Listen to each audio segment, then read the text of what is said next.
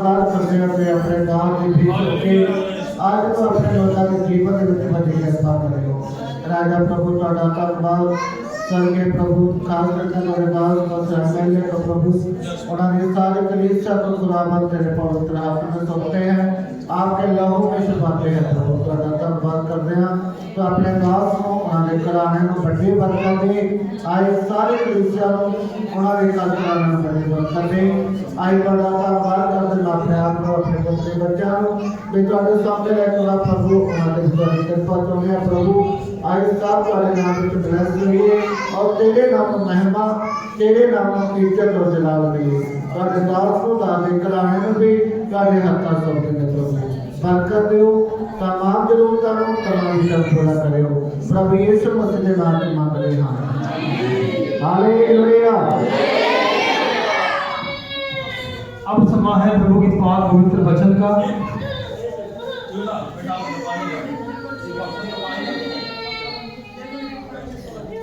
जो कि मुंबई से आए हैं और हम लोग तहे दिल से दिल की गहराइयों से ताली बजाकर धन्यवाद देते हैं।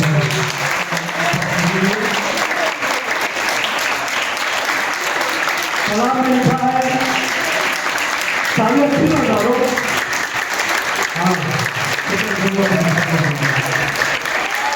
हालेलुया। पवित्र कलाम कहता है कि कितने सुहावने वो कदम हैं, वो कितने सुहावने वो कदम हैं जो हमारे पिता के शुभ संदेश को लेकर आते हैं। और मैं कहता हूँ कितने पवित्र कदमों को हम चुनते हैं क्योंकि परमेश्वर पिता ही अपने दास को भेजकर अपने वचन को हमारे बीच में भेजता है। हालेलुया। जब मैं इन्हें मिलता हूँ कभी तो इनसे मिलकर मुझे काफी खुशी होती है क्योंकि इनके अंदर दीनताई हलीमता नम्रता मैं काफी सीखता हूँ इनसे। यानी इनको खुद देखकर पास्टर सच बात है तो पास्टर जी को देखकर मुझे मतलब ऐसा होता है कि ऐसा जीवन बनाना चाहिए। हालेलुया। तो आइए आप सब जानते हैं आप सभी को मालूम है ना सभी देखा वो कई बार पास्टर जी हमारे पास आए हैं कई साल से कई बार आते हैं प्रभु को वचन लेकर इतनी लंबी दूर से बॉम्बे से चलकर हमारे पास आए। तो मैं चाहूंगा प्रभु दास पास्टर जी आगे आए और हमारे बीच में जो खुदा ने शुभ संदेश भेजा है वो लेकर हमारे पास आए। जब भी खड़े होते हैं तो ताली बजाकर धन्यवाद।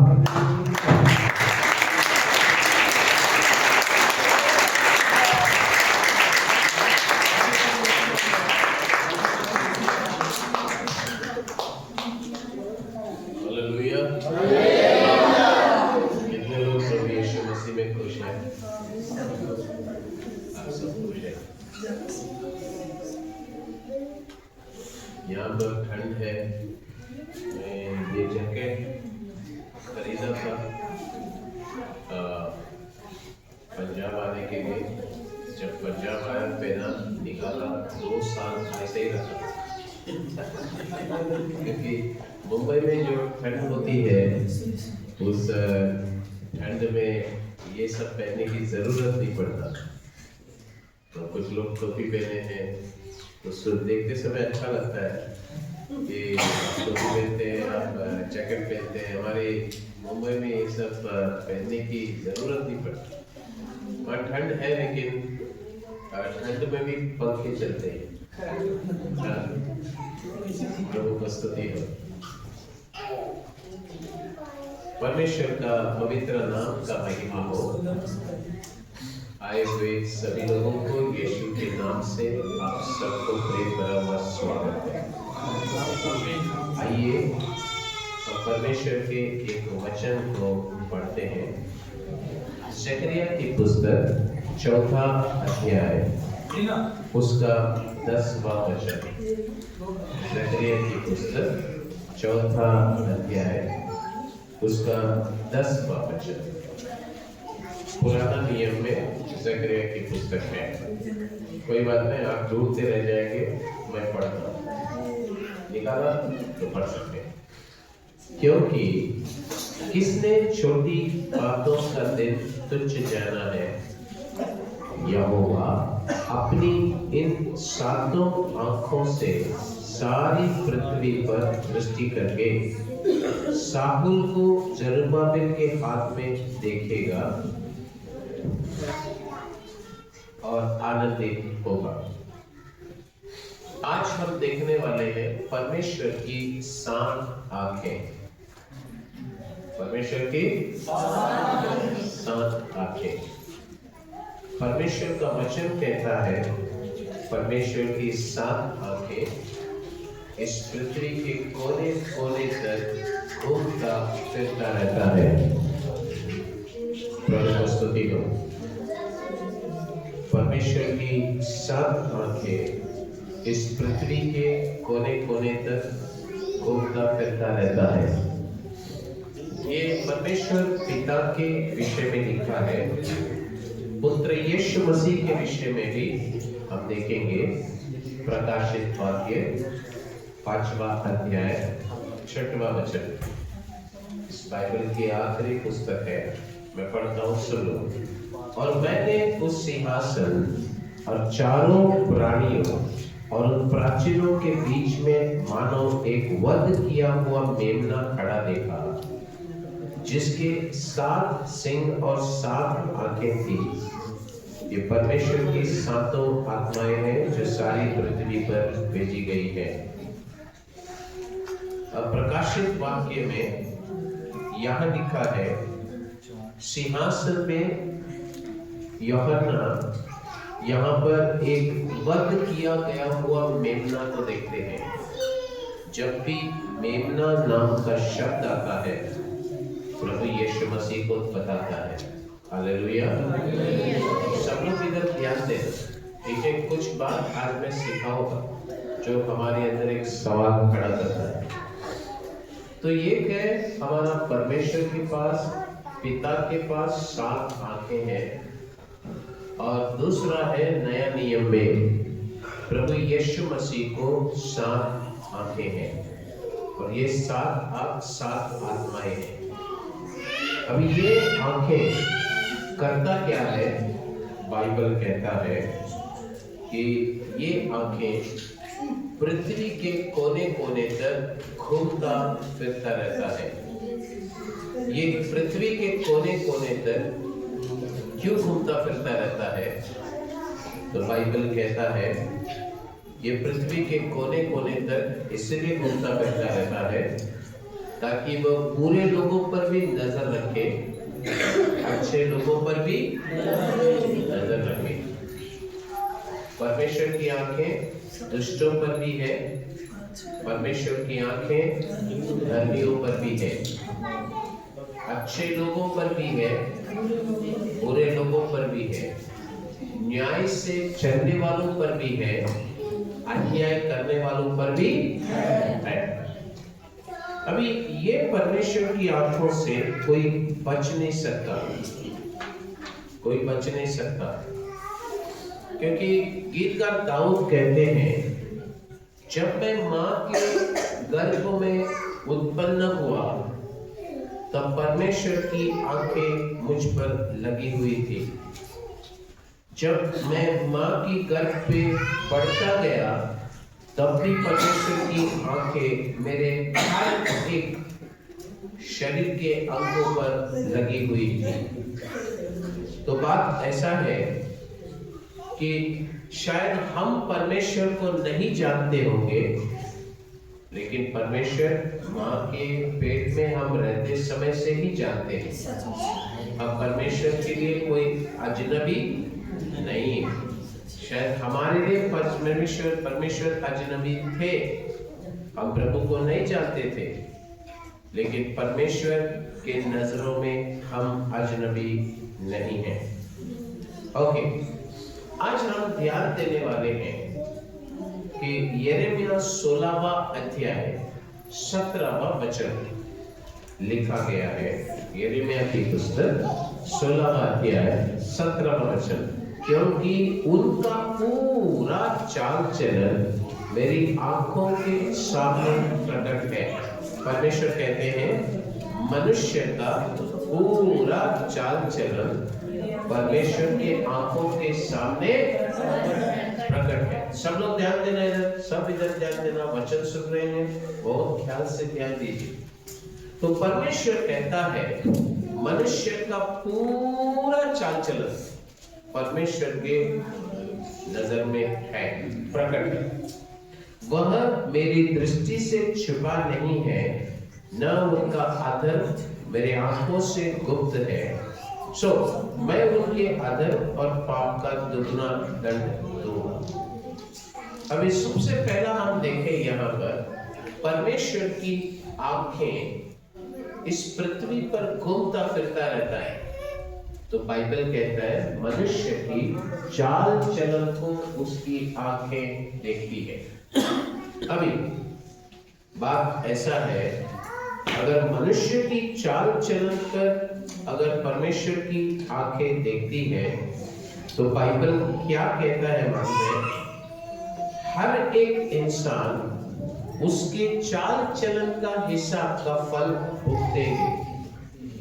हालेलुया। कितने लोग समझ पाए बताएं?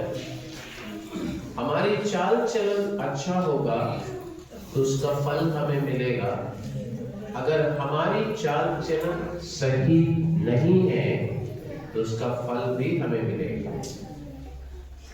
बुरी चाल का फल भी बुरा है, अच्छी चाल का फल भी अच्छा है। इसलिए एहेजकेल की पुस्तक 7वां अध्याय 9वां वचन में लिखा है, मेरी दया दृष्टि तुझ पर न होगी और न मैं तुझ पर कोमलता करूंगा, मैं तेरी चाल चलन का फल तुझे भुगताऊंगा। तो परमेश्वर किसी पर भी कोमलता नहीं दिखाते। जिसकी चाल चलन गड़बड़ में है उस पर कोमलता नहीं है, वो उसकी चाल चलन को भुगताने लायक प्रभु करेगा। तो परमेश्वर की नजर हर एक व्यक्ति के चाल चलन पर होते हैं। तो बाइबल के अंदर हम कुछ ऐसे लोगों को देखेंगे जिनकी चाल चलन सही नहीं था और परमेश्वर उस पर नजर रखा। हालेलुया। आज ये चीज को देखते हैं, ठीक है। तो सबसे पहले मैं आपको एक व्यक्ति का परिचय देना चाहता हूँ बाइबल से। गिनतियों का पुस्तक 22वां अध्याय 32वां वचन। गिनती 22 उसका 32, उसमें लिखा है, यहोवा के दूत ने उससे कहा, तूने अपनी गदही को 3 बार क्यों मारा? सुन, तेरा विरोध करने को मैं ही आया हूँ, इसलिए कि तू मेरा सामने उल्टी चाल चलता है। अब यहाँ पर परमेश्वर एक मोआब का राजा है। मोआब का राजा, तो मोआब का राजा जिसका नाम है बालाक, वो दूर से देखता है इस्राएली लोग बड़े झुंड है, पहाड़ के ऊपर खड़ा है, दूर से देखता है इस्राएली लोगों को प्रभु चला रहे हैं। तो फिर उसके मन के अंदर एक विचार आता है। उसके मन में क्या विचार आता है कि इस्राएली लोगों को परमेश्वर चला रहे हैं, तो अगर मैं इनके सामने तलवार लेकर जाऊं, अगर मैं इनके सामने युद्ध के लिए मेरी सेनाओं को लेकर जाऊं, तो मैं इन पर प्रबल नहीं हो सकता। तो इसीलिए वो क्या करता है, वो एक प्लान बनाता है, योजना बनाता है। तो वो योजना बनाता है, जाकर बिलाम नाम का एक भविष्यवक्ता को बुलाता है। अब बिलाम नाम का भविष्यवक्ता का खासियत क्या है? आपको पता है कि हर एक सेवक का एक खासियत होता है। कुछ लोग चंगाई के लिए बहुत प्रसिद्ध है, बहुत नामचीन लोग हैं। कुछ लोग लंगड़ों को चलाने के लिए नामचीन है, बहुत प्रसिद्ध है। तो कुछ लोग प्रचार के लिए। बिलाम का विशेषता क्या था कि इसके मुंह से अगर वो किसी को श्राप दिया तो उस पर श्राप लगती थी, अगर उसके मुंह से किसी को आशीष दिया तो वो व्यक्ति आशीषित होता था। तो ये राजा ने कहा कि इसको एक काम करते हैं, बुलाते हैं। तो बुलाते हैं बोलकर उसने कुछ लोगों को उसके पास भेजा, बोला जाकर बोलो राजा आपको बुला रहा है। अब ये व्यक्ति बड़ा आत्मिक व्यक्ति है। ये व्यक्ति के पास जब लोग गए, वो जाकर उनके घर पर जाकर बैठ गए और बोले कि राजा ने आपको बुलावा दिया है। तो इसने क्या कहा, ठीक है एक काम करता हूँ कि मोआब का राजा ने अगर मुझे बुलाया है तो सबसे पहला मुझे मेरा परमेश्वर से पूछना होगा, अगर वो मुझे अनुमति दे तो मैं जाऊंगा। तो वो गया, परमेश्वर की उपस्थिति में जाकर प्रार्थना करने लगा, ये प्रभु जी मैं इस राजा ने मुझे बुलावा दिया है, मैं जाऊं या नहीं जाऊं। तो ये बात जब इसने परमेश्वर को पूछा तो परमेश्वर उसको उत्तर दिया, उसके पास नहीं जाना। हालेलुया। ये प्रभु से पूछ रहे मैं जाऊं या नहीं जाऊं, तो परमेश्वर क्या उत्तर दे रहे, बिल्कुल नहीं जाना, जाना ही नहीं। तो बात ऐसा है, इसने सीधा आया, जो लोग इसके पास आए थे उनको कहा मेरा परमेश्वर कहता है जाना नहीं। जाकर राजा को बोलो जिस बिलाम को तुमने बुलाया वो बिलाम प्रभु से प्रार्थना किया है और परमेश्वर ने उसे अनुमति नहीं दिया। तो ये लोग बोले ठीक है, सीधा राजा के पास गए। राजा के पास जाकर राजा के पास सभी कुछ बोले। जब बोला तो राजा ने कहा अरे ये ऐसा कैसा इंसान निकला। तो फिर इसने क्या किया पता है, आप सुन लीजिए, बहुत ख्याल से सुनो। तो इसने क्या किया, इसने वहां के बड़े बड़े मंत्रियों को इकट्ठा किया। बड़े बड़े मंत्री, आप सोच लीजिए कि यहाँ का एक बड़ा मंत्री आपके घर पे आएंगे तो आप उसको कैसा उसके साथ व्यवहार करेंगे, अच्छा करेंगे, बहुत अच्छा करेंगे। अब ये राजा ने चाल थे, राजा ने बोला साधारण लोगों को नहीं भेजेंगे, बड़े बड़े मंत्रियों को भेजते। अब ये बड़े बड़े मंत्री लोग इसके घर पे आ रहे, ध्यान से सुन रहे हैं कि नहीं, भैया सुन रहे हैं कि नहीं? ओके, बड़े बड़े मंत्री लोग आए, लाल बत्ती गाड़ी में था, सब आके इसके घर के सामने रुक गए। अब रुक गया तो इसके घर पर आकर लोग बैठ गए, बोला राजा ने बुलाया। वही संदेश जो राजा पहले लोगों के साथ भेजा था, आप दूसरों के साथ भेज रहे।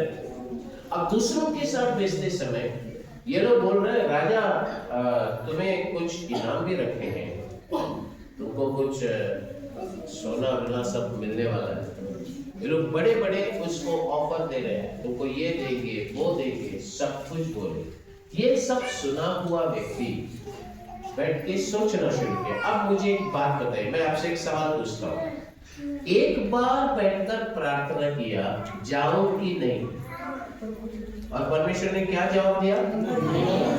दूसरी बार प्रार्थना करेगा तो क्या देगा? जवाब में क्या मिलेगा?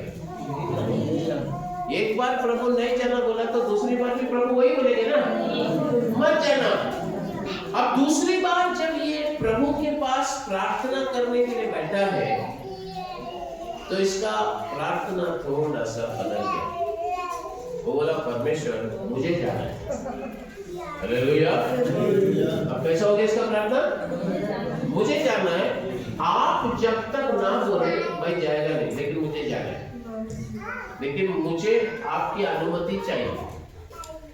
अब परमेश्वर देख रहे बड़ा जिद्दी बन गया तो बोला जा। बड़ा जिद्दी बन गया तो क्या बोला? जा। एक बात आपको बताता हूं, परमेश्वर का इच्छा दो किस्म का है। एक है परमेश्वर खुद कहते हैं जा, दूसरा परमेश्वर अनुमति मांगते समय देता हुआ परमेश्वर का इच्छा। एक है आप बिना कोई सोचे प्रभु मैं ये करूं कि नहीं करूं, प्रभु कहता है मत कर, ये खुदा का इच्छा है, प्रकट हो गया वो इच्छा। और दूसरा है अनुमति पाया हुआ इच्छा। इसका मतलब है परमेश्वर मुझे ये करना है तू बोलता नहीं तब तक मैं नहीं करूंगा, तुझे बोलना पड़ेगा। तो इंसान प्रभु से अनुमति मांगता है और वो इच्छा कर देता है, यानी कि अपनी मन की जिद पूरा करने वाली इच्छा, और एक है प्रभु उसका मन का प्रकट करने वाली इच्छा। अब यहाँ पर परमेश्वर का इच्छा प्रकट हुआ था कि जाना नहीं, लेकिन ये फिर एक बार प्रभु से पूछ रहे मुझे जाना है, तो परमेश्वर उसे अनुमति देते हैं। जब परमेश्वर ने अनुमति दिया उसे जाने के लिए, वहां से निकला वो अपनी यात्रा करना शुरू किया। जब वो यात्रा करते हैं तो परमेश्वर का दूत रास्ते पर आकर खड़ा हो गया, फरिश्ते आकर खड़े हो गए, और फिर आकर वो रास्ते पर जब खड़े हो गए तो उसे स्वागत करने के लिए नहीं, परंतु हाथों में तलवार लेकर खड़ा हुआ। अगर एक स्वर्गदूत हाथ में तलवार लिया है तो उसका अर्थ क्या है? मैं तुझे मारने आया हूं। हालेलुया। अर्थ क्या है? आपके घर पे कोई चाकू लेके खड़ा हो जाए तो आपको लगेगा नहीं ये मारने आया है क्या स्वागत करने आया? तो ये रास्ते पर जा रहा है, और उसके रास्ता ऐसा है कि गधा उस रास्ते से जा सकता है, छोटी रास्ता है। उस रास्ते में आके स्वर्गदूत तलवार लेकर खड़ा हुआ। प्रभु को स्तुति हो। बहुत बार हम ये सोचते हैं कि मैंने ये काम बहुत प्रार्थना करके किया है, तो फिर मेरा काम सफल क्यों नहीं होता? कुछ लोग अपने जीवन में कुछ कामों को उपवास और प्रार्थना लेकर करते हैं, लेकिन फिर भी उसका काम सफल नहीं होता। कुछ लोग किसी व्यापार में बहुत उपवास लेकर प्रार्थना करके पैसे लगाते हैं और फिर देखते हैं पैसा टिका ही नहीं, खत्म हो गया, नुकसान में गए। फिर लोग बोलते हैं कि मैंने इतना प्रार्थना किया और इतने पैसे लगाए तो नुकसान में कैसा गया। ओके, अभी बात ये है कि जब ये व्यक्ति वहां परमेश्वर से उसने अनुमति लिया और अपना यात्रा शुरू किया, तो भी परमेश्वर उसके रास्ते में उसके विरुद्ध खड़े हैं। जब इंसान अपनी जिद पूरा करने करता है, सोचता है, प्रभु साथ नहीं देते, जिद करने वालों को साथ नहीं देते, विरुद्ध खड़े हो जाते। खुदा का इच्छा जानना जरूरी है, प्रार्थना करना जरूरी है, तभी ही परमेश्वर इससे बात कर रहे हैं, अरे बिला, मैं तो तेरा साथ देने नहीं आया हूं, मैं तेरे विरुद्ध करने आया हूं। क्यों तेरा विरुद्ध करता हूं? क्योंकि तेरी चाल उल्टी चाल है। Hallelujah, hallelujah. आपको समझ में आया? इसका चाल उल्टा कैसा था? पहला बोला प्रभु बोल रहा है जाने का नहीं, दूसरी बार बोल रहा है प्रभु जी मुझे जाना है, तो तेरी अनुमति की जरूरत है। और फिर जिसको बोला था प्रभु नहीं जाना कहते हैं, उसी को बोल रहा है अभी प्रभु जाने के लिए कहा है। ये चाल उल्टी है कि नहीं? प्रभु को स्तुति। तो परमेश्वर को गुस्सा आ गया। प्यारे परमेश्वर के लोगों, बात ऐसा है, जीवन में जब समस्या आता है, परमेश्वर प्रकट किया गया हुआ इच्छा को पूरा नहीं करते हैं तो समस्या आएगी। बहुत लोग के जीवन में काम को खो देते हैं, पैसे खो देते हैं, उनकी बिजनेस नहीं चलता, जिंदगी में बच्चों के जीवन में नहीं सोचा ऐसी एक समस्या आकर खड़ा होता है। ये सब क्यों मालूम है? परमेश्वर प्रकट किया हुआ इच्छा को हम पूरा नहीं करते। परमेश्वर की आंखें इंसान के चाल चलन पर है। हालेलुया। हमें एक सवाल है, हम कैसा चाल खुदा के साथ खेलते हैं? हमारी चाल चलन कैसा है? परमेश्वर से हमने एक बात कहा है, प्रभु नहीं जाऊंगा तो नहीं जाऊंगा। तो फिर सवाल आता है, परिस्थितियों को देखकर हमारी शब्दों को हम बदलते हैं क्या? हाँ प्रभु जी, उस समय मेरा परिस्थिति ऐसा था इसलिए मैंने कहा, लेकिन अब मेरा परिस्थिति अलग है। अब मैं ऐसा नहीं कर सकता, अब मुझे जो करना है वो करना है, तुझे साथ देना होगा। तो परमेश्वर कहते हैं उल्टी चाल चलते हो। इंसान खुदा को शब्द दिया तो मरने तक उस शब्द में बना रहना जरूरी है। आपने एक परमेश्वर को वादा दिया है तो वादा में मरने तक सच्चा रहना है। एक हालेलुया बोलेंगे।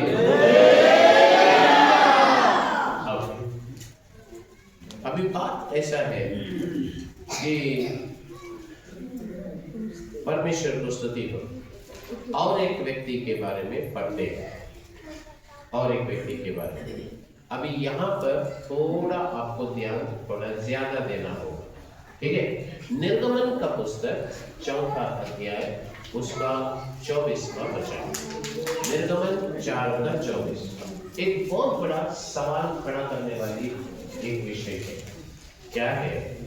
और ऐसा हुआ कि मार्ग पर सराय में यीशु ने मूसा से भेंट करके उसे मार डालना चाहा। हालेलुया।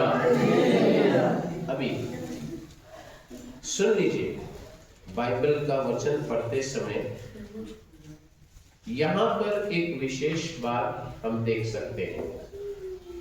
मूसा को परमेश्वर ने प्रकट किया, एक पेड़ में आग लगी थी और मूसा, देखो इधर एक फोटो दी है, ऐसा पेड़ में आग लगा है और मूसा उस आग को देखने गया और परमेश्वर मूसा से बात कर रहे हैं।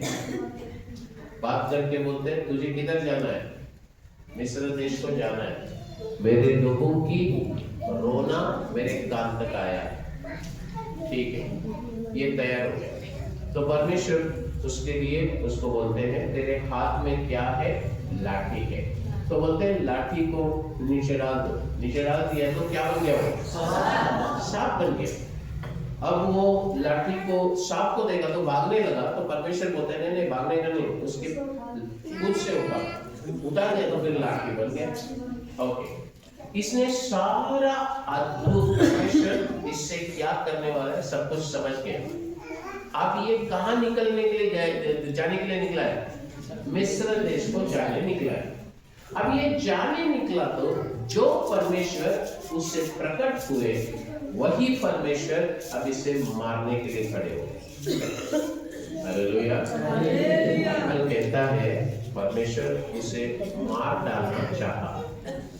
परमेश्वर उसकी इच्छा पहले प्रकट की है कि तुझे मिस्र देश में इजरायलियों को छुड़ा लिया है, तो यही परमेश्वर उसे मार डालने के लिए क्यों आए?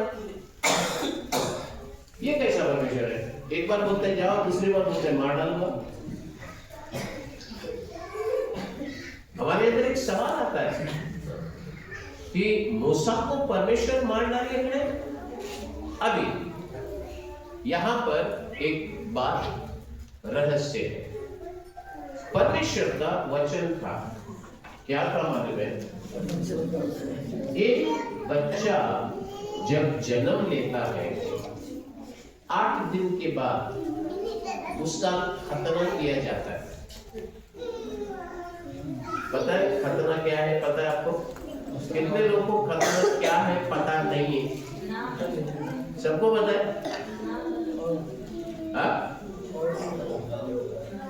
क्या बोले?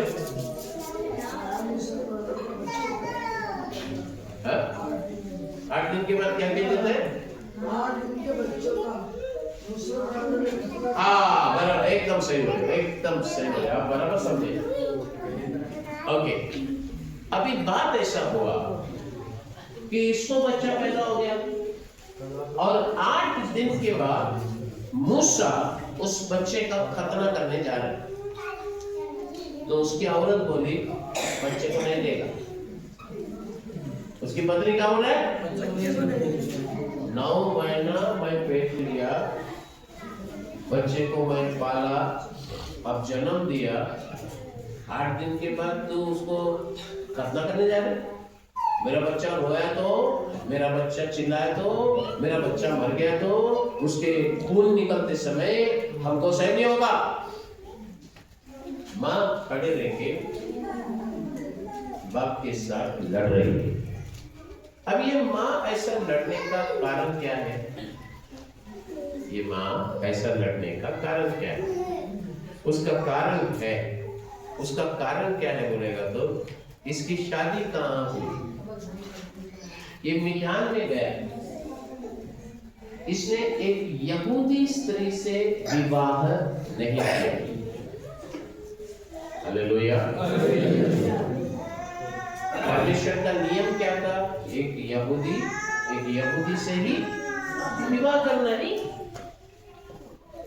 ये यहूदी से विवाह नहीं किया। हालेलुया। आपको समझ में आ रहा है? ओके। अब इसकी बीवी का नाम था जिप्पोरा। बीवी का नाम क्या है? जिप्पोरा। अब ये जिप्पोरा जो है, ये इसका पिता का नाम जो था रगुएल नहीं तो रुएल, और एक शब्द में इत्रो का बेटी था ये। अब ये इत्रो कौन है? ये इत्रो कौन है पूछेंगे तो ये एक केना जात का एक चरवाहा है। केना का चरवाहा। ओके। अब ये याजक तो था, मिद्यान का याजक था। ये अब्राहम का पत्नी केतुरा उसका बेटा है।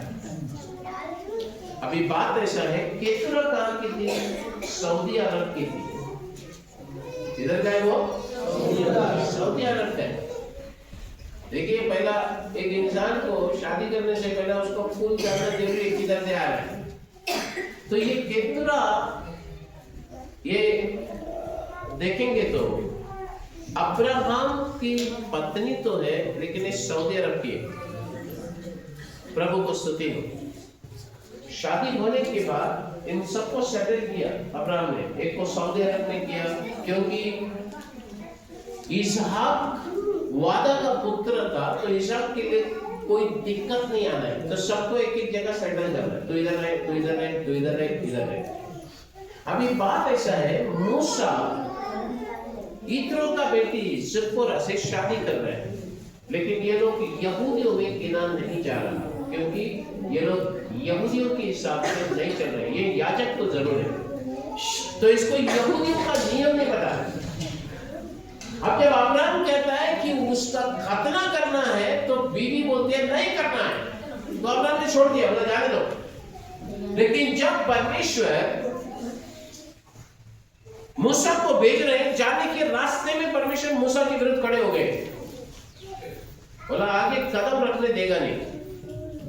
अब ऐसा कहा जाता है, परमेश्वर कैसा मारने की कोशिश किया। ऐसे बाइबल के पंडित लोग कहते हैं कि हो सकता है कि मूसा को बहुत बीमार किया और बीमार अवस्थे में पड़ा हुआ था, और बीमार अवस्थे में पड़ा हुआ था, और फिर उसकी पत्नी के सामने अब बड़ी चुनौती आकर खड़ा है, बच्चा चाहिए या पति चाहिए।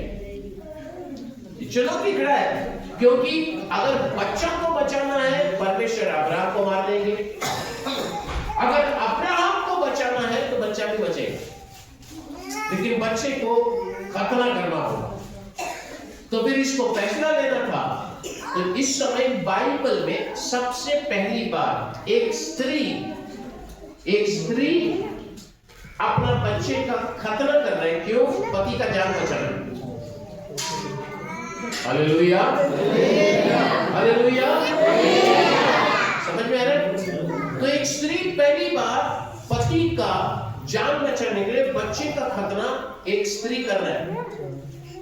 और इसने जब खतना किया, उस चमड़े को, उस खंडी को लेकर अब्राहम के पैरों में रख दिया। परमेश्वर ने जब देखा, उसको मारने के लिए आया, वो परमेश्वर चुपचाप निकलकर चले गए।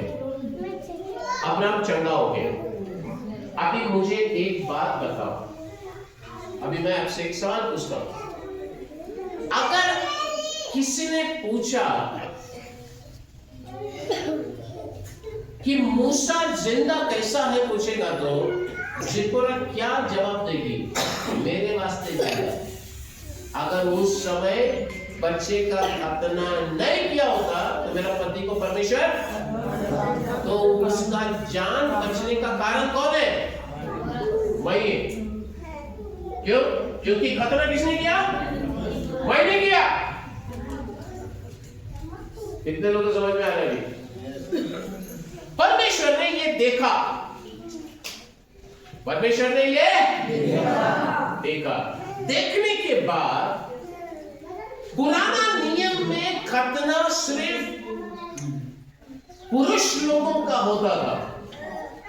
परमेश्वर देखे कि लोग इंसान का खतना कर रहे हैं, और लेकिन खतना तो किया, लेकिन इंसान उसका घमंड करता है कि मैं खतना नहीं किया तो तेरी जान बचेगी नहीं। तो परमेश्वर ने कहा अब ये काम बंद करना है, अब ये काम बंद करना है। अब खतना सबका होगा। हालेलुया। अब खतना पुरुष का भी होगा, स्त्री का भी होगा।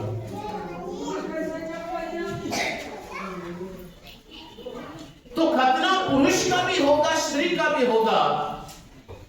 तो फिर खतना करता कौन है? अगर खतना पुरुष का होगा, खतना स्त्री का होगा, तो खतना कौन करे? पहला इंसान करता था, अब कौन करेगा? परमेश्वर करेगा। पहला शरीर में होता था, अब खतना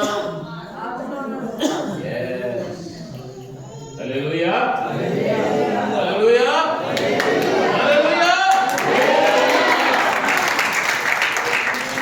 आपको एक बात बोलूंगे, पुराना नियम का व्यवस्था शरीर से संबंधित था, नया नियम का व्यवस्था आत्मा से संबंधित है। पुराना नियम में अगर किसी ने किसी को खत्म किया तो उसको खूनी कहा जाता था, क्योंकि उसने पत्थर लिया, नहीं तो हाथ में हथियार लिया, उसके शरीर को मार दिया, तो परमेश्वर बोलता था एक खूनी है। अब नया नियम वैसा नहीं। अब नया नियम में परमेश्वर का वचन कहता है, तूने दिल से किसी को नफरत किया तो तूने हत्या। अभी किसका व्यवस्था चल रहा है? शरीर का चल रहा है या आत्मा का चल रहा है? तो मुझे बताइए, पुराना नियम का व्यवस्था बहुत ही सख्त था या नया नियम का व्यवस्था सख्त है? नया नियम का। पुराना नियम में यदि कोई गैर एक मर्द या एक स्त्री के साथ अगर सो गया तो व्यभिचार कहा जाता था, शारीरिक संबंध हुआ तो व्यभिचार। नया नियम में तूने इच्छा से किसी को देख लिया, हाँ ऐसा बोल दिया, हो गया, तूने व्यभिचार। हालेलुया। आपको समझ में आ रहा है? तो बहुत लोग नया नियम का व्यवस्था जब सुनता है तो कहता है बाइबल के हिसाब से जी नहीं सकता है, तो क्या हम लोग क्या आंख बंद करके चलने गए पास में? अब आ गए तो देखेंगे, आ गए तो मन में इच्छा तो होगा ही। अगर मन में इच्छा होगा तो तुम्हारा बाइबल कहता है कि व्यभिचार कर लिया, मुश्किल है भाई, बहुत कठिन है, तुम्हारा बाइबल के हिसाब से चलना बहुत कठिन है। स्वर्ग राज जाना भी आसान नहीं है, स्वर्ग राज जाना भी सुन लीजिए। अभी नया नियम का खतना कैसा है? पुराना नियम में शरीर का चमड़ा काटा जाता था, तो नया नियम का खतना कैसा है भैया? तो पढ़ते हैं, आइए। नया नियम का खतना, रोमियो का पुस्तक 2वां अध्याय उसका 29वां वचन। रोमियो 2वां अध्याय 29वां वचन लिखा है, पर यहूदी वही है जो मन में है, और खतना वही है जो हृदय का और आत्मा में है, न कि लेख का ऐसा कि प्रशंसा मनुष्यों की ओर से नहीं परंतु परमेश्वर की ओर से होती है। अब मुझे एक बात बताइए, यीशु मसीह किन लोगों के लिए आया?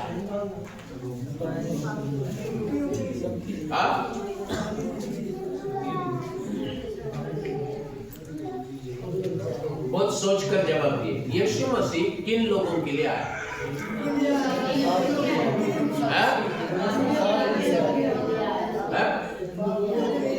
सबके लिए आया? गलत है।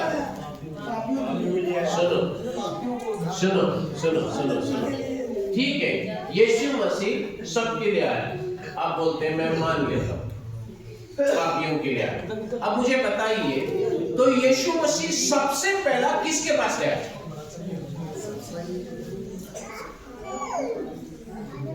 वो जब अपना सेवकाई शुरू किया तो सबसे पहला यीशु मसीह किन लोगों के पास गया?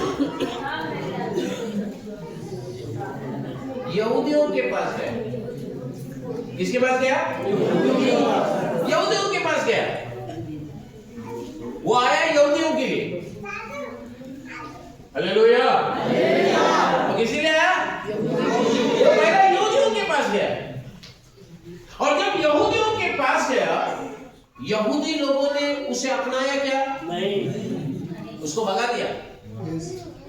तभी बाइबल कहता है मैं अपनों के लिए आया, अपनों ने मुझे अपनाया नहीं। हालेलुया। ये अपने कौन थे? उसके यहूदी लोग थे। तब ये अपनों ने उसे अपनाया नहीं, तो उसने बोला कोई बात नहीं, अब मैं किसके पास जा रहा हूं? जो यहूदी नहीं है उसके पास जा रहा हूं। गैरों के पास गए। आपको अभी समझ में आ रहा है? ठीक है। अभी बात ऐसा है, फिर भी कानून क्या लागू होता है मालूम है? आपको स्वर्ग जाना है तो यहूदी बनना पड़ेगा। स्वर्ग जाना है तो यहूदी बनना पड़ेगा। कैसा बनेंगे? अभी आपको बता। पुराना नियम में एस्टर नाम की एक रानी थी, उसका एक अंकल था, उसका नाम क्या था? मोर्देकाई।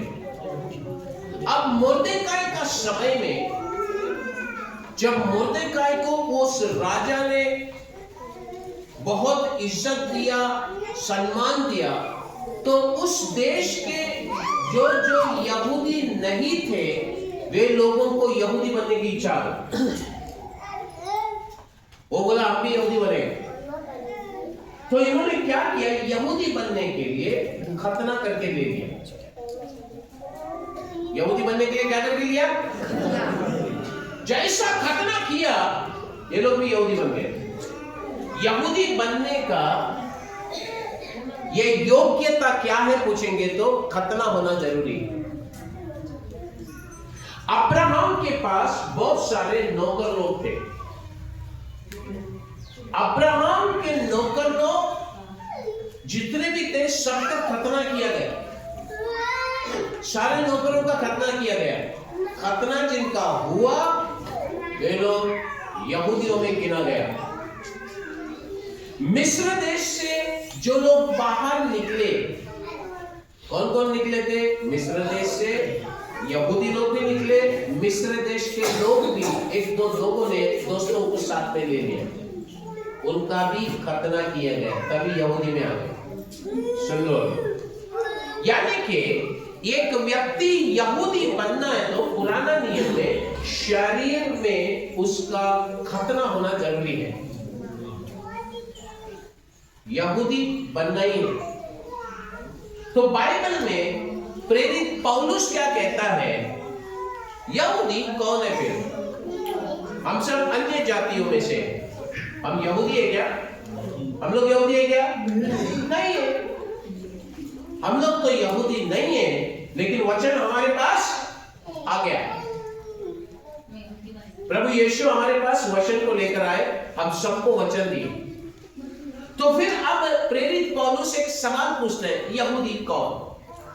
तो यहां उस सवाल का जवाब है यहूदी वही है जो मन से है। एक हालेलुया बोलेंगे भी। यहूदी वही है जो मन से है। अब मन से है तो ये मन में कुछ तो होना है। तो मन में क्या होना है? बाइबल कहता है खतना क्या है? खतना वही है जो मन का है, हृदय का है। और ये खतना मनुष्य की ओर से नहीं होता। आपके मन में कोई इंसान आकर खतना कर नहीं सकता, कोई पास्टर खतना कर नहीं सकता है। केवल परमेश्वर का आत्मा कर सकता है, केवल यीशु मसीह कर सकता है। तो ये खतना का पहला प्रोसीजर क्या है पूछेंगे तो ये खतना का पहला तरीका क्या है? मन फिराओ। अगर मन में खतना होना है तो हर इंसान को मन फिराना है। हालेलुया। इसलिए बाइबल कहता है मन फिरा, क्योंकि परमेश्वर का राज है, वो तुम्हारा ही है। तो मन जब तक नहीं फिराते हैं तब तक खतना करने वाला परमेश्वर मन में खतना नहीं कर सकते। हालेलुया। कितने लोग मन फिराए?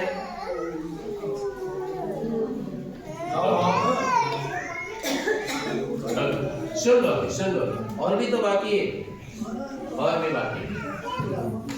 तो बात यह है कि खतना का पहला कदम यह है मन फिराओ। एक पापी उसके जीवन में खतना कैसा प्राप्त कर सकता है? उसका मन में जब परिवर्तन होता है। अब मन फिराव कैसा आता है? परमेश्वर हर एक लोगों के पापों को उनको जताते हैं, भाई तुमने पाप किया, ये तुम्हारी गलतियां हैं, ये तुम्हारी गुनाहें हैं। वो इंसान जब खुदा के सामने बैठ जाता है, परमेश्वर के पास बोलता है, हाँ प्रभु मैं पापी हूं। हमने बोला था, हम सब बोले थे, ठीक है।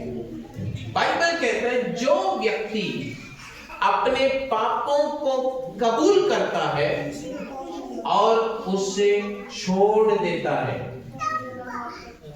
हमेशा के लिए छोड़ने लगे, ये पाप आएगा नहीं करूंगा। अब सुन लीजिए, कबूल करने वाले बहुत लोग हैं, छोड़ने वाले कम हैं। वो कबूल करते हैं, प्रभु जी मैंने ये पाप किया, गालियां दिया, ऐसा किया वैसा किया, सभी बोलते हैं। जब छोड़ने की बात आया तो वो लोग परमेश्वर को कहते हैं हम छोड़ने की कोशिश करेंगे। हम छोड़ने के लिए तो परमेश्वर जवाब में क्या देते मालूम है? तेरे पाप को क्षमा करने का कोशिश मैं करता हूं। हालेलुया। ऐसे लोगों का खतना होगा क्या हृदय में? जो कोशिश करता है उसका होगा क्या? नहीं होगा। छोड़ देना है। आज बहुत लोग 10 साल से कोशिश कर रहे हैं छोड़ने की और फिर बोलते हैं होता ही नहीं महाराज, होता ही नहीं हमसे। छोड़ने की कोशिश कर रहे हैं लेकिन हो ही नहीं रहा है। तो परमेश्वर कहेंगे खतना नहीं होता। तो परमेश्वर को स्तुति हो। तो परमेश्वर ने सभी लोगों का पाप काल्वरी क्रूस में उठाया, अपने ऊपर लिया। हम हर एक व्यक्तियों के पापों के लिए जान भी दिया।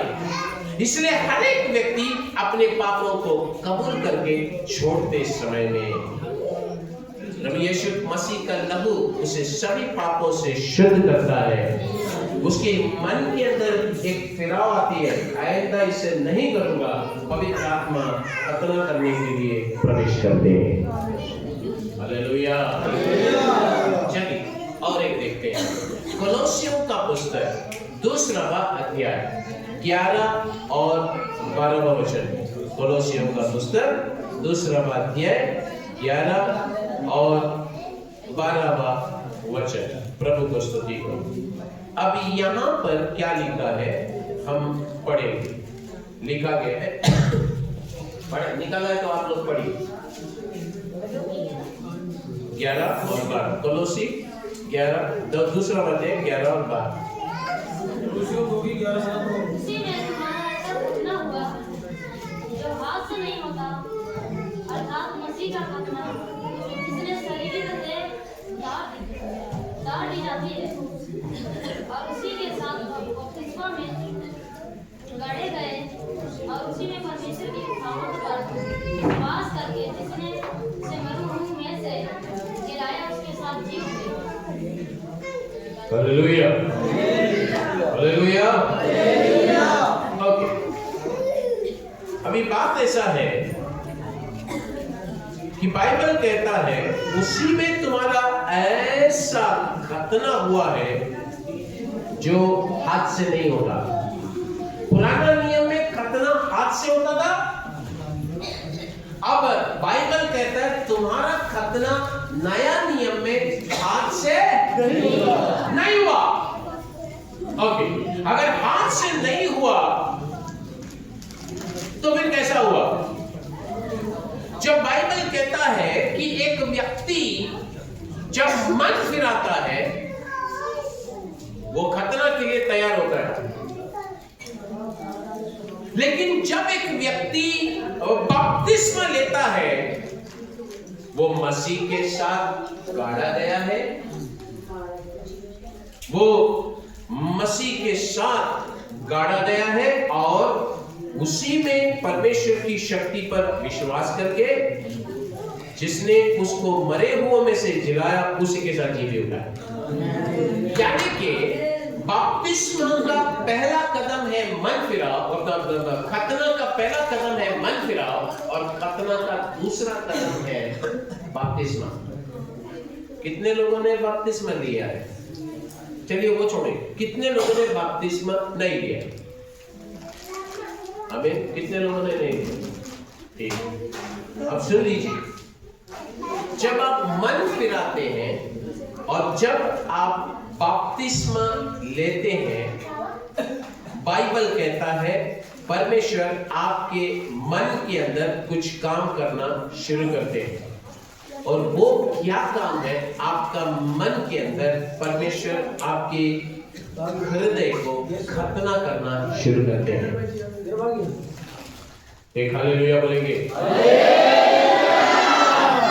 इसका मतलब ये है, आप भले यीशु मसीह पर विश्वास करते हैं, शायद आपने मन फिराया होगा, लेकिन आपने बपतिस्मा नहीं लिया है तो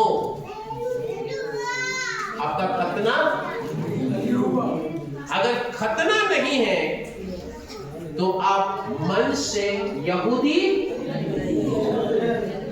कितने लोग अभी समझ रहे हैं बपतिस्मा क्यों लेना चाहिए? वो समझ लो। इसलिए कहा जाता है बपतिस्मा नहीं लिया तो स्वर्ग राज में नहीं जाओगे। तो परमेश्वर वो सुविधा सारा दुनिया को दे रहे हैं। तू मन से यहूदी हो सकता है। तू मन से कौन हो सकता है? यहूदी हो सकता है। कि बाइबल कहता है मैं अपनों के लिए आया, अपनों ने अपनाया नहीं। तो हमें परमेश्वर अपना बनाना चाहते हैं,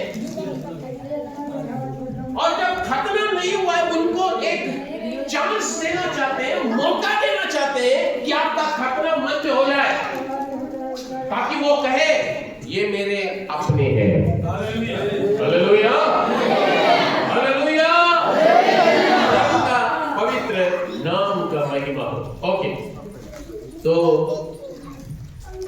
परमेश्वर का वचन, तो बात ऐसा है, हमारी चाल अगर सही नहीं है तो मुश्किल है। अभी कुछ लोग बोलेंगे हाँ पास्टर जी हमारा बपतिस्मा हो गया, हमारा मन फिराव भी हो गया। इसका मतलब हमारा मन का खतना हो गया। अभी शरीर से एक बार खतना हो गया तो फिर वो परमानेंट है, लेकिन मन का खतना परमानेंट नहीं है। ये तो बड़ा दिक्कत हो गया। हालेलुया। कुछ लोगों का गड़बड़ क्या है मालूम है क्या? मन फिरा लिया, बपतिस्मा ले लिया, कुछ लोग सोचते हैं स्वर्ग राज का टिकट कट गया। अभी हम कभी भी यीशु आएगा तो हम लोग स्वर्ग जाएंगे।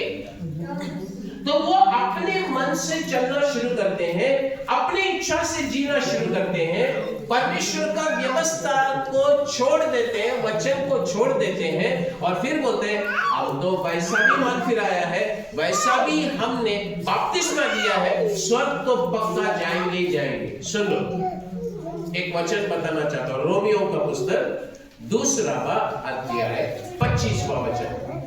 रोमियो 2वां अध्याय 25 पढ़ो। यदि तू व्यवस्था पर चले, यदि तू व्यवस्था पर चले खतने से लाभ तो है, तो खतने से लाभ तो है, परंतु यदि तू व्यवस्था को ना माने, यदि तू व्यवस्था को नहीं मानोगे तो तेरा खतना बिना खतना की दशा करना। हालेलुया। तो बाइबल ऐसा बताता है कि आप मन फिरा दिया, बपतिस्मा लिया, तो आपका अगला फर्ज ये होता है कि परमेश्वर का व्यवस्था के अनुसार, परमेश्वर का वचन के अनुसार चलना है। हालेलुया। परमेश्वर के वचन के अनुसार क्या करना है? चलना है।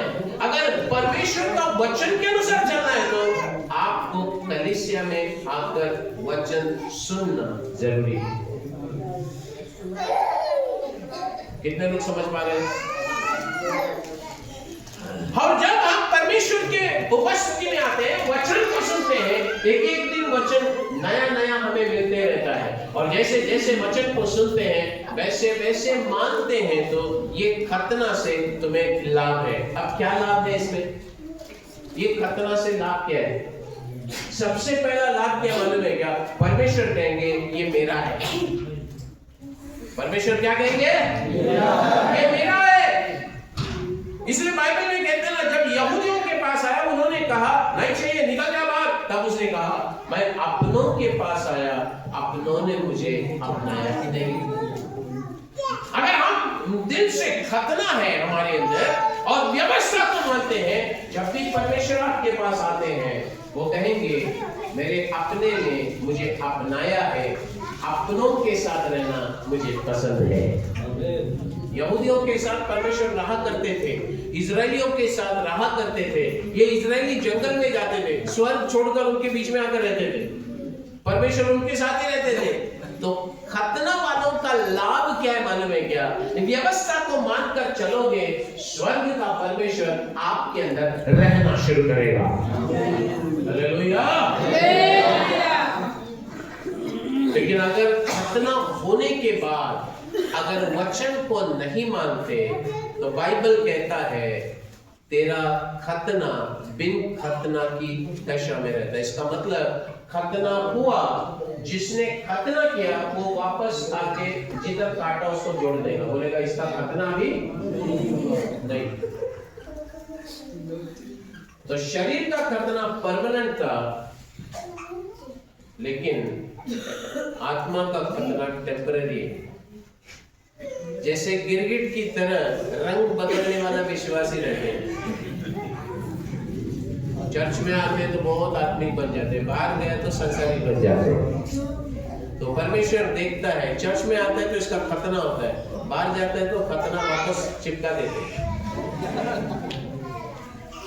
अभी समझ लीजिए, बाहर गया, यीशु आ गया तो निकाला, उसको चिपका दिया, वापस कैसे जाएगा यीशु के साथ?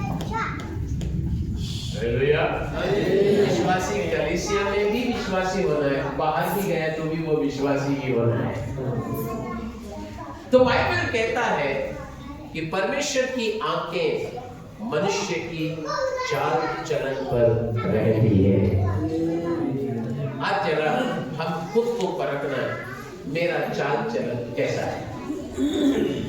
आपको एक बात बोलूं क्या? गुस्सा किसको आता नहीं है वो हाथ पर उठाए।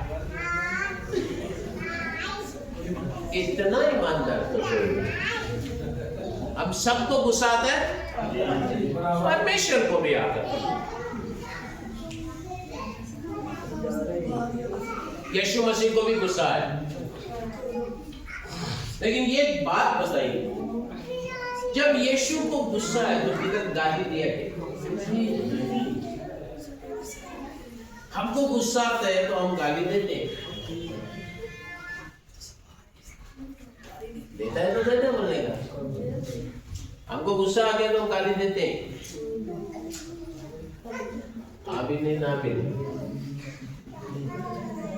हमको गुस्सा आ गया तो गाली देते पास्टर जी भाई बहुत नहीं देता, थोड़ा देता है कि नहीं? तो बाइबल कहते हैं गाली देने वाला स्वर्गराज ओ ये बड़ा संकट में दिन देना। तो फिर हम मन फिराया, हमने बपतिस्मा लिया और व्यवस्था कहता है गाली मत दो, और हम गाली दिए। जो खतना किया परमेश्वर ने, फिर लगा देते, चिपका देते, चल वापस जा।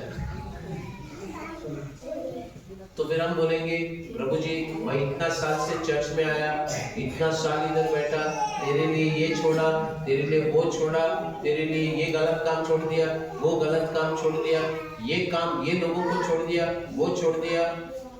प्रभु कहेगा गाली दिया ना, गाली छोड़ा नहीं।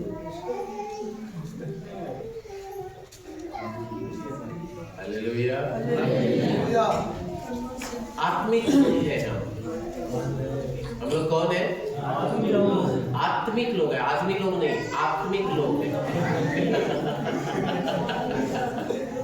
हम आत्मिक लोग हैं। हम आत्मिक लोग हैं तो हमारी जांच भी आत्मिक होता है। हम कोई भी सिद्ध नहीं है, कोई भी यहाँ पर बैठे हुए लोग हम सिद्ध होने के लिए आए हैं।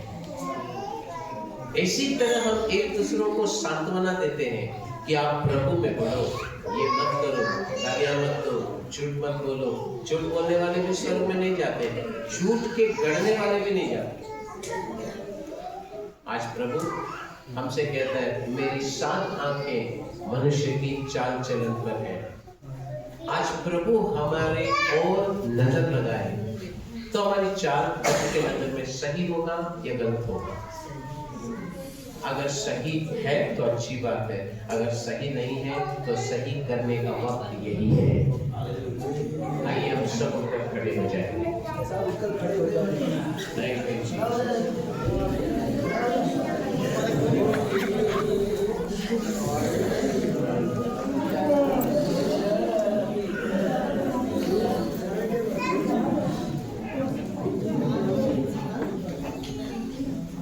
धन्यवाद प्रभु जी। आइए हम सब अपनी आंखें बंद करें, जीवित परमेश्वर की उपस्थिति में थोड़े समय हम प्रार्थना करें। हमारी मन की स्थिति कैसा है हमारी मन की स्थिति।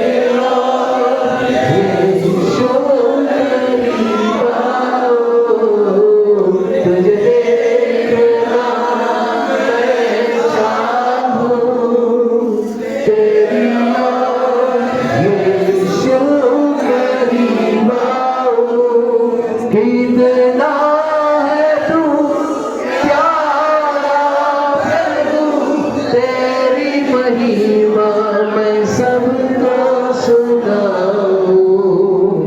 कितना है तू प्यारा प्रभु, तेरी महिमा मैं सबको सुनाऊं। यीशुआ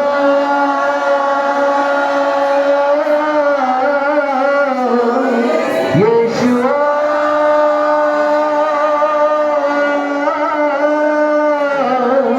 यीशुआ मेरे मन में समा जा। यीशुआ मेरे मन में समा जा।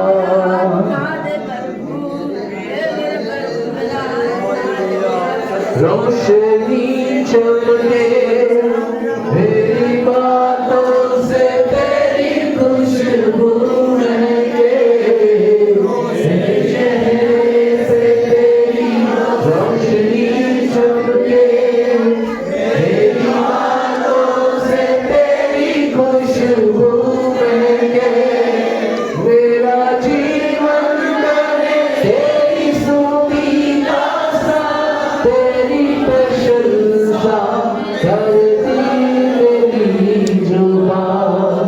मेरा जीवन करे तेरी स्तुति का सा, तेरी प्रशंसा करती मेरी जुबान। यीशुआ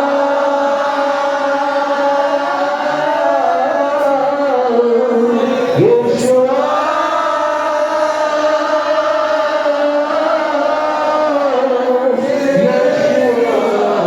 मेरे मन में समा जा। यीशुआ मेरे मन में समा जा। Thank you, Jesus. Thank you, Jesus. Thank you, Jesus. Thank you, Jesus. इस समय मैं आप लोगों से पूछना चाहता हूँ, यदि आप अपने जीवन परमेश्वर के लिए समर्पण करते हैं, जिन लोगों ने बपतिस्मा नहीं लिए हैं, क्या आपसे परमेश्वर आज सवाल पूछता है, मेरा बेटा मेरा बेटी, मैं तेरे लिए क्रूस पर अपना जान को बलिदान कुर्बान किया है, तू गैरों में गिना न जाए, तो मेरा अपना है, ये मैं तुझे कहना है। तेरे जीवन में तो पाप में जीना परमेश्वर नहीं चाहते। परमेश्वर चाहते हैं कि तू पाप से उद्धार पाना, छुटकारा पाना।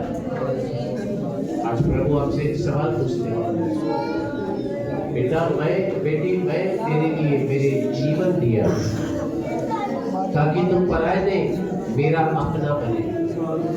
क्या तू अपना जीवन मेरे लिए समर्पण करने तैयार हो?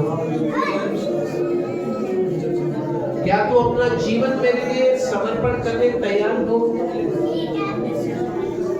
कलीसिया सुन लो, यीशु जल्दी से जल्दी आने वाला है। अगर उसके आगमन में देरी हुई, मौत किसी को पूछ कर नहीं आता, मौत के बाद किसी को मौका नहीं है। आपके शरीर हट्टे कट्टे हो सकते हैं, लेकिन मौत किसी को पूछ कर नहीं आता। आज का दिन, ये समय आपके लिए है। प्रभु आपसे सिर्फ समर्पण को मांगता है। क्या बपतिस्मा के लिए जो समर्पण नहीं किए हैं, क्या आप समर्पण करने के लिए तैयार हैं? प्रभु आपसे पूछ रहे हैं। प्रभु आपसे सवाल पूछते हैं। मैं तो आपको बपतिस्मा देने नहीं आया हूँ, आपको बपतिस्मा आपका सेवक देंगे। लेकिन मैं आपसे परमेश्वर का संदेश सुनाने आया हूँ कि प्रभु आपसे पूछ रहे हैं आप क्या जवाब देने चाहते हैं। और प्रभु मैं बपतिस्मा के लिए समर्पण करने तैयार हूँ। अगर यही आपका जवाब होगा तो अपने हाथ केवल उठाइए। मैं आपके लिए प्रार्थना करने जा रहा हूँ। यस, धन्यवाद धन्यवाद। उन हाथों को मैं देखता हूँ, आपके हाथों को परमेश्वर देखते हैं, आपकी समर्पण परमेश्वर देखता है, स्वर्ग उसे देखा है। आप परमेश्वर के अपने बने, खुदा का अपना बनना है। प्रभु के राज्य में पराये लोगों के लिए जगह नहीं, अपने लोगों के लिए जगह है। प्रभु जी प्रार्थना करते हैं जो जो आत्माओं ने समर्पण किए हैं, प्रभु उनका समर्पण को देख, प्रभु का उपस्थिति उनका उन्हें स्पर्श कर प्रभु जी, उन पर प्रभु का अनुग्रह उतर कर वाले सर्व सामर्थ्य प्रभु का आंख उन पर रहे। सारा आदर महिमा तुझको देते हैं। Thank you Jesus. इस समय मैं प्रार्थना करने जा रहा हूँ। परमेश्वर की आत्मा मुझे बताता है हमारे बीच में ऐसे लोग हैं जिनके कंधों में तकलीफ है, कंधों में तकलीफ है। अपनी हाथ इस कारण उठा नहीं पाते, हिला नहीं पाते।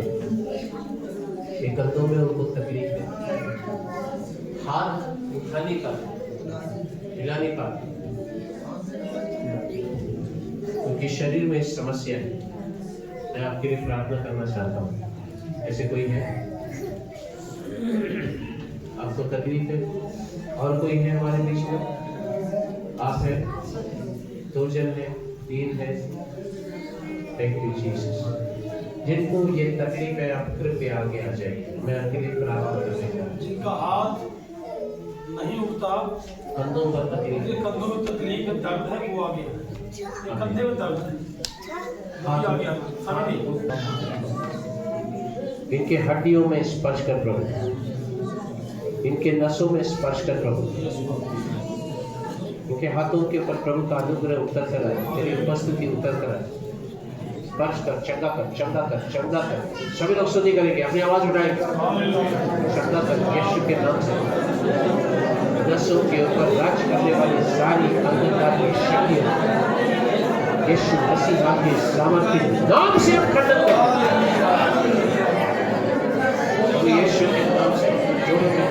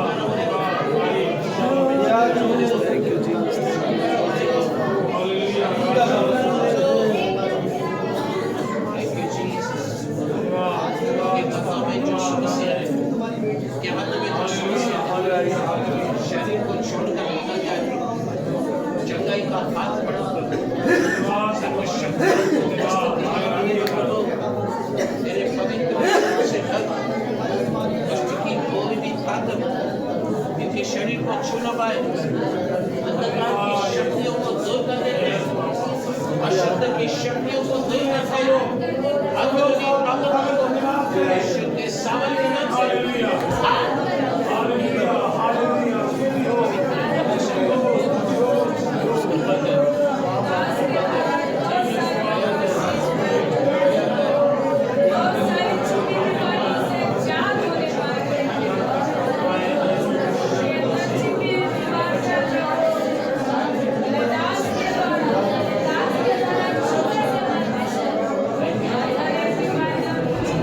से लोगों ने बपतिस्मा के लिए समर्पण किए वे आगे आए।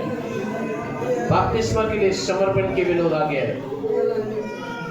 Thank you Jesus, thank you Jesus. भाइयों में कौन है, बहनों में कौन है, आगे आप खड़े रहिए, बाकी बहनें थोड़ा सा पीछे जाए। Thank you Jesus, thank you Jesus, thank you Jesus. धन्यवाद प्रभु जी, धन्यवाद प्रभु।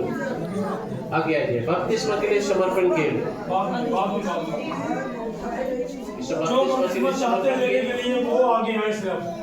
केवल बपतिस्मा के लिए समर्पण किए हुए। आइए हम सब अपनी आंखें बंद करें, इनकी और अपनी हाथ को बढ़ाएं। सब चर्च के लोग इनकी और अपने हाथों को बढ़ाएं। आइए सब अपनी आंखें बंद कर प्रार्थना करें।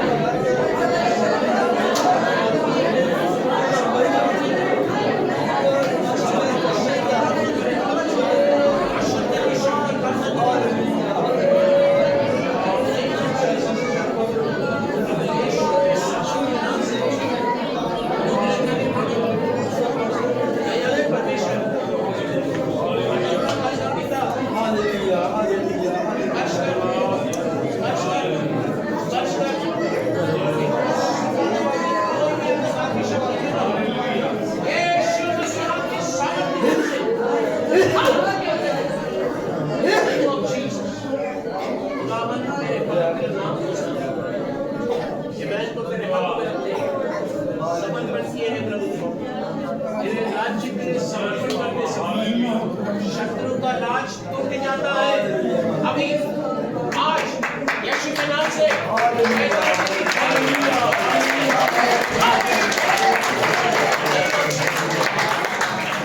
सर्वशक्तिमान को उपस्थित माइक के ऊपर आए। अंदरूनी शक्तियां इनके जीवन से आज निकलना है, निकलना है, निकलना है। खुदा का राज इन पर आने के लिए परमेश्वर हम प्रार्थना करते हैं यीशु के नाम से। प्रभु तेरे लहू से निढक अंदरूनी शक्तियों को यीशु के नाम से जीवन को और दुर्लभ में उठने वाली शक्तियां आज से खत्म हो जाना चाहिए।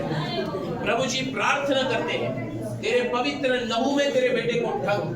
प्रभु जी समर्पण किया है, स्वर्ग ने देखा है समर्पण के हिसाब से इनके जीवन में परमेश्वर विरुद्ध उठने वाली कोई भी शक्तियां क्यों न हो, यीशु के नाम से उसे हम खंडन करते हैं। प्रभु तेरे पवित्र लहू से ढक। बपतिस्मा के द्वारा परमेश्वर के साथ करार करने के लिए खड़े हैं। इसके विरुद्ध में शैतान तेरी षड्यंत्रों को तोड़ देते। Thank you Jesus, thank you Jesus. इनके शरीर में जो भी तकलीफ है, वेदना है, परेशानी निकल कर चली जाए। सभी लोग ताली बजाकर प्रभु का नाम।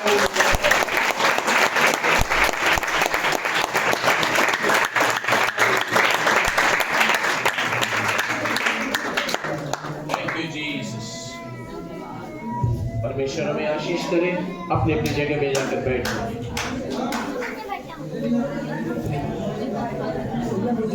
अपने अपनी जगह में बैठ जाए।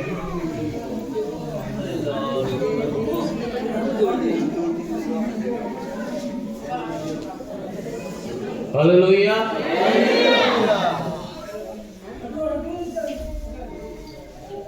कितने लोग आज के वचन से आशीषित हुए हैं? प्रभु के लिए ताली दे।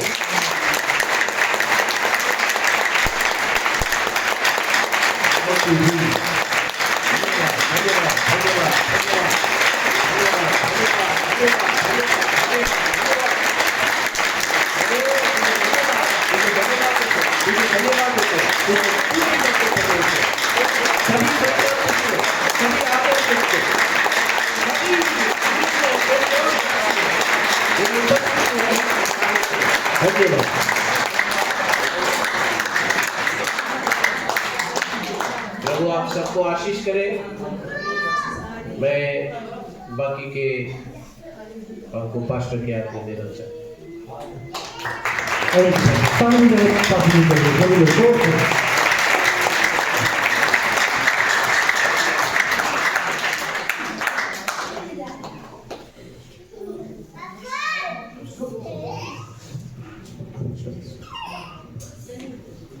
Hallelujah, hallelujah. देखो प्रभु ने आपको छुटकारा दिया है और आपकी हालेलुया बड़ी छोटी सी है। ऐसी बात थोड़ा बनेगी। पास्टर जी ने अच्छे से समझाया है। जिनके मन का आत्मा का खतना हो गया वही यीशु मसीह के लायक है। हालेलुया। और सभी लोग यीशु मसीह के लायक नहीं है, केवल वही जिनका खतना हुआ है उनके आत्मा का, वो जिन्होंने अपने जीवन को उसके हाथों में सौंप दिया। उसने कहा प्रभु मैं तेरा हूँ, मैं तेरा बेटा हूँ, तूने मेरी जान दी है। एक वो गीत गा रहा था परमेश्वर का सेवक। उसने कहा प्रभु मैं आपसे बात करना चाहता हूँ, मैं आपसे बहुत प्यार करता हूँ। प्रभु से कहा तो प्रभु का जवाब आया। उसने कहा तू मुझसे प्यार करता है? उसने कहा हाँ प्रभु मैं तुझसे प्यार करता हूँ।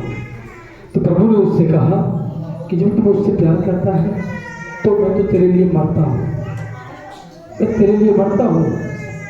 तो इसी वर्ड पर, इसी बातों पर उस परमेश्वर के बंदे ने बहुत अच्छा गीत लिखा है। इसी बातों को लेकर उसने ऐसा गीत लिखा कि जब आप गीत सुनोगे तो आपके अंदर से वो जो अंदर की आपकी सब ये है ना वो हिल जाएगा। इतना अच्छा उन्होंने इस गीत को गाया है। हालेलुया। तो वाकई में जो जिनका खतना अंदर से हो जाता है उनके जीवन में यीशु मसीह उतर आता है। ईमान जो लाए यीशु पर वो अंबर की धड़कन हो जाए। हालेलुया। तो आइए अभी कल आज शाम को टाइम तो वैसे 2 बज गए, अपने 2 कल सुबह ठीक 10 बजे फिर यही प्रार्थना होगा। कल सुबह तो यहाँ नहीं करेंगे, कल सुबह छत के ऊपर करेंगे। तो मेरी आपसे से बेनती है, आज कई छुटकारा पाया है, कल भी ज़्यादा से लोगों को लेकर आए तो इससे ज़्यादा छुटकारा कल आपको मिलेगा। सारी बातों में आत्मा का छुटकारा, आपके शरीर का छुटकारा, सब कुछ प्रभु यीशु मसीह आपको आपके विश्वास के द्वारा देंगे। यीशु मसीह के नाम की आइए बच्चे गीत गाएंगे। गाओ गीत। अब जो भेंट करना चाहता है वो सब लोग अपने ताली बजाना, सब लोग ताली बजाना। स्वर्ग का राज निकट है संभालो, स्वर्ग का राज निकट है संभालो। मन फिरा लो, मन फिरा लो, मन फिरा लो, मन फिरा लो, मन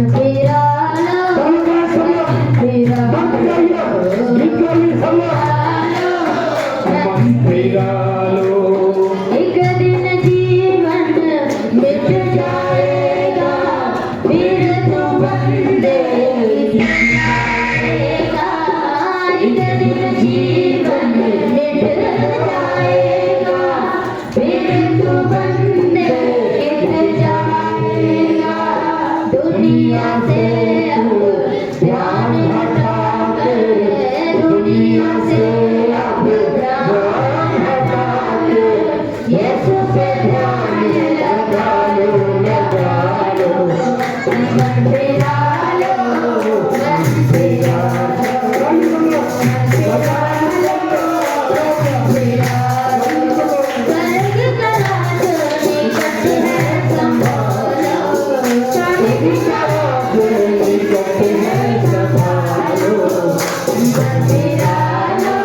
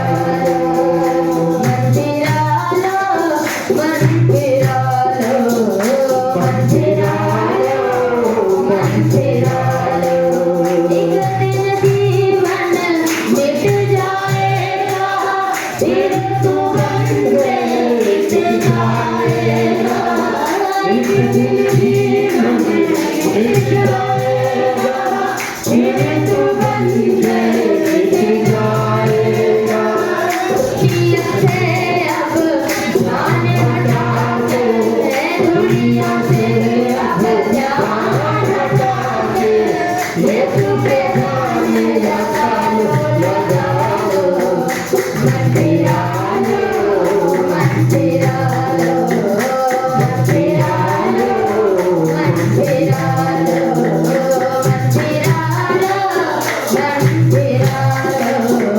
मंदिरा लो हालेलुया हालेलुया। मन फिरा लिया आप लोगों ने, जिनका मन फिर गया है वो यीशु मसीह के हो चुके हैं। जिन्होंने मन को फिरा लिया, जिनका मन फिर गया सारी बातों में, वो यीशु मसीह के हो गए हैं। प्रभु आप सबको आशीष दे। और आइए सभी आंखें बंद करें, सिरों को झुकाएं, सभी लोग घुटनों में आए, सब लोग घुटनों में आए, सब लोग घुटनों में आए। जो नहीं आ सकते कोई बात नहीं, सब लोग घुटनों में आ जाए। हमारे बीच में प्रभुदास पास्टर परमजीत जी हैं, वो सारे बच्चों के आशीषों के लिए और भेंट के लिए प्रार्थना करेंगे। पास्टर परमजीत जी आइए सब अपने आंखों बंद करेंगे और प्रार्थना करेंगे।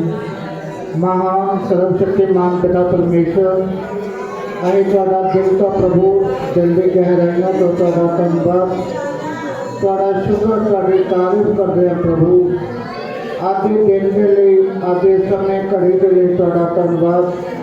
ਜੋ ਤੁਸੀਂ ਬਖਸ਼ ਦਿੱਤਾ ਪ੍ਰਭੂ, ਤੁਹਾਡਾ ਧੰਨਵਾਦ ਕਰਦੇ ਹਾਂ। ਰਾਜਾ ਪ੍ਰਭੂ ਜੀ ਆਪਣੇ ਦਾਸ ਨੇ ਬੰਬੇ ਤੋਂ ਖੁਦਾਵੰਦ ਪੰਜਾਬ ਤੱਕ ਲੈ ਆਂਦਾ, ਪੰਜਾਬ ਤੋਂ ਹੁਸ਼ਿਆਰਪੁਰ ਤੱਕ ਖੁਦਾਵੰਦ ਆਪਣੇ ਦਾਸ ਦੇ ਘਰ ਤੱਕ ਲੈ ਆਂਦਾ, ਉਸ ਲਈ ਵੀ ਤੁਹਾਡਾ ਧੰਨਵਾਦ ਕਰਦੇ ਹਾਂ प्रभु। आज ਤੁਹਾਡੇ ਦਾਸਾਂ ਨੂੰ ਦੱਸਿਆ ਖਤਨੇ ਦੇ ਬਾਰੇ ਪ੍ਰਭੂ ਜੀ, ਖੁਦਾਵੰਦ ਚਾਂਬੜੇ ਦੇ ਖਲੜੀ ਦੇ ਬਾਰੇ ਨੇ ਪ੍ਰਭੂ।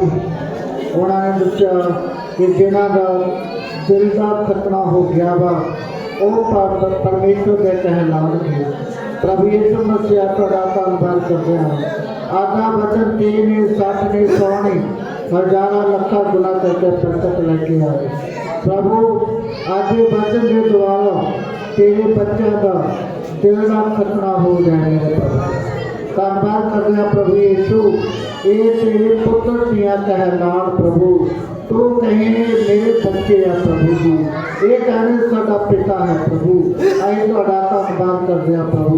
आज ये लोग अपने मुँह तो गंदियां गालां कढ़नियां बंद कर दें प्रभु जी, बुरा बोलना बंद कर दें प्रभु जी, बुरा देखना बंद कर दें, बुरा सोचना बंद कर दें प्रभु।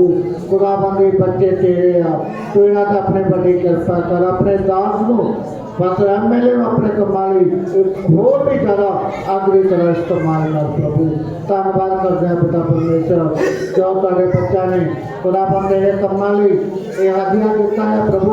ये हदिया तुहाडे अच्छे तुहाडे नेक कामां दे उत्ते खर्च किया जाए। जिहड़ा बटुआ गले चों निकलिया और बटुए गले सादा तुहाडे नाम विच भरे जाए प्रभु। इन्हां नूं चंगा आकाश रूपी भंडार खोल के बरकत दे। जिहड़ी खुदावंद कल दी इबादत अज शाम दी इबादत होनी है प्रभु, और तुहाडे पवित्र आत्मा दी अगुवाई दे नाल होवे। खुदावंद लोग ब्लेस्ड होण और बरकत पाउण प्रभु यीशु मसीह दे नाम ते मंगदे हां। स्वर्गीय ये हमारे बाप आप जो आसमान आपका नाम पाक माना जाए, आपके राज्य आपकी इच्छा जैसे स्वर्ग में पूरी होती है वैसे पृथ्वी पर भी हो। हमारे दिन भर की रोजी रोटी आज हमें दो, जिस प्रकार हमने अपने अपराधियों को क्षमा किया वैसे आप भी हमारे अपराधों को क्षमा करें। हमें बुराई से बचा, हमें परीक्षा में लगा, क्योंकि राज्य महिमा सदा आमीन। हमारे पिता के फजल से मुझसे प्रेम पवित्र आत्मा की शक्ति से वक्ता प्रभु यीशु मसीह के तमाम भविष्य वक्ताओं के साथ, तमाम प्रेरितों के साथ, नबियों के साथ, पास्टर पासवानों के साथ, प्रभु यीशु मसीह की कलीसियाओं के साथ, इस झुंड के साथ, इस भवन के साथ, अब से लेकर यीशु मसीह के द्वारा आगमन तक और जुगुत जुगुत तक होती रहे। आमीन। हालेलुया।